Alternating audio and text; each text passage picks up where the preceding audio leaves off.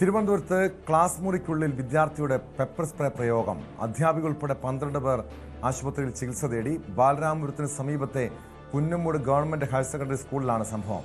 ഇടവേള സമയത്ത് പുറത്തു വന്ന +2 വിദ്യാർത്ഥി കയ്യിലുണ്ടായിരുന്ന പെപ്പർ സ്പ്രേ ക്ലാസ്സിൽ വെച്ച് അടിക്കുകയായിരുന്നു.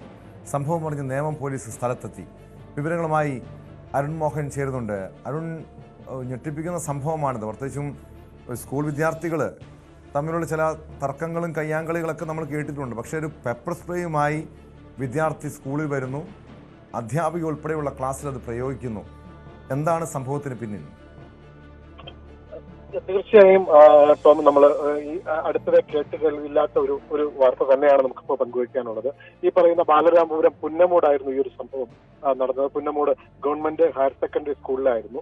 +2 വിദ്യാർത്ഥി ഉള്ള ഒരു ക്ലാസ്സിലായിരുന്നു ഈ ഒരു സംഭവം അരങ്ങേറുന്നതെന്നാണ് നമുക്ക് മനസ്സിലാക്കാൻ കഴിയുന്നത്. ഇന്ന് ഉച്ചയോടുകൂടിയായിരുന്നു സംഭവം. ഇന്റർവെല്ലിന് പുറത്തു പോയിട്ട് വന്ന +2 വിദ്യാർത്ഥിയായിരുന്നു.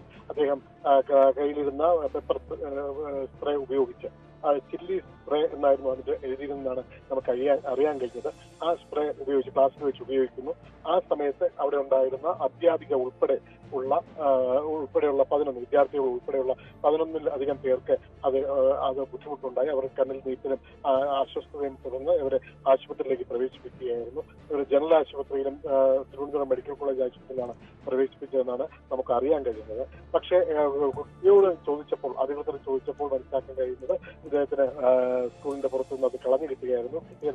അത് പരീക്ഷിച്ച് നോക്കുകയായിരുന്നു എന്നുള്ളതാണ് അദ്ദേഹത്തിന്റെ വാദം. പക്ഷെ അത് ഒരു മുഖവിലയ്ക്ക് എടുത്തിട്ടില്ല. എന്താണ് ഇതിന്റെ കാരണം, എന്താണ് ഇതിന്റെ പിന്നിൽ എന്നുള്ളതൊക്കെ അധ്യാപകരും ഒപ്പം നേരത്തെ സൂചിപ്പിച്ചതുപോലെ ഏതെങ്കിലും വിദ്യാർത്ഥിക്ക് നേരെയാണോ പ്രയോഗിച്ചത്, അതോ ക്ലാസ്സില് അധ്യാപികയുള്ള സമയത്ത് അങ്ങനെ പെപ്പർ സ്പ്രേ പ്രയോഗിക്കണമെങ്കിൽ തക്കതായ ഒരു കാരണം ആരെങ്കിലും ഉദ്ദേശിച്ചുകൊണ്ട്, ആരെങ്കിലും ലക്ഷ്യമിട്ടുകൊണ്ടായിരുന്നോ ഈ വിദ്യാർത്ഥിയുടെ ആക്രമണം?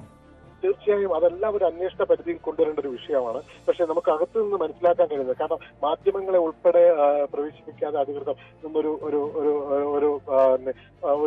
ഇടപെടലാണ് അവിടെ നടന്നു വന്നിരുന്നത് നമുക്ക് ഇപ്പോൾ പങ്കുവയ്ക്കാൻ കഴിയുന്നത്. എന്നാലും നമുക്ക് അവിടെ നിന്ന് മനസ്സിലാക്കിയ അനുസരിച്ച് ഈ സ്പ്രേ ഉപയോഗിച്ച സമയത്ത് ക്ലാസ് മുറിയിൽ ഉണ്ടായിരുന്ന ഫാന് കറങ്ങുകയായിരുന്നു. അതിൽ നിന്ന് ആ സമയത്തുണ്ടായ ഈ വാതകം പോയായിരുന്നു ഈ പറയുന്ന ബുദ്ധിമുട്ടുണ്ടാകുന്നത്. നമ്മൾ അറിയാവുന്നുള്ളത് പെൺകുട്ടികൾ ഉൾപ്പെടെ അല്ലെങ്കിൽ സ്ത്രീകൾ ഉൾപ്പെടെ സ്വയരക്ഷയ്ക്ക് വേണ്ടി കരുതുന്ന തരത്തിലുള്ള എന്നാണ് നമുക്ക് അറിയാൻ കഴിഞ്ഞതും. എന്തായാലും ഇവരിപ്പോൾ ആശുപത്രിയിലാണ്. ആശുപത്രിയിലുള്ളവർ ആരുടെയും നില ഗുരുതരമോ അല്ലെങ്കിൽ മറ്റു വിഷയമല്ലെങ്കിലും നീറ്റൽ തുടങ്ങിയ അവർക്ക് ശാരീരിക ബുദ്ധിമുട്ടുകൾ നേരിടുന്നു എന്നുള്ളതാണ് അറിയാൻ കഴിഞ്ഞത്.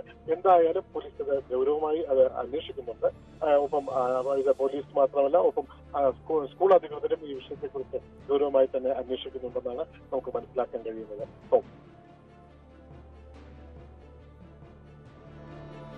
Yes.